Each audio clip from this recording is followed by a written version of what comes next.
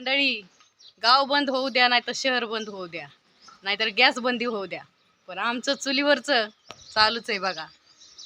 उन्हाळी काम एकदम जोरात चालू या.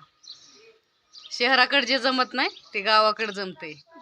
तुमचा गॅस संपला की सगळं बंद पडतंय, पण आमचं गॅस संपू द्या नाहीतर काय होऊ द्या, आमचं चुलीचं चालूच राहतं.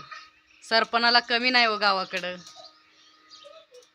काय मावशी, बरोबर आहे का नाही? आपल्या गावाकडचं बंद पडतंय का? चुलीमुळं गावाकडचं काय बंद पडत नाही. सरपण भरपूर, सगळंच भरपूर आहे. उन्हाळी काम जोरात आहे चालू.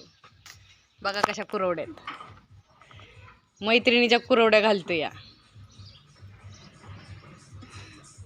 आमची सासू कशी बघती बघा. हा, लपली सासू. चला घेतो कुरवड्या घालून. राहिलेला व्हिडिओ रानात गेल्यावर. आले बघा रानात, काढते कांद्यातलं गवत. बघा कांदे खुरपल्यात तरी पण किती गवत आलंय. औषध मारलेलं दोन वेळा खुरपान झालंय, तरी पण गवत काय ह्यातलं जाय नाही, कमी होईना. पण जाऊ द्या, हाय ते पण फायद्याचंच आहे. कारण आता शेळ्यांना गवत कुठंच नाही, त्यामुळं शेळ्यांसाठीच आता गवत काढते या.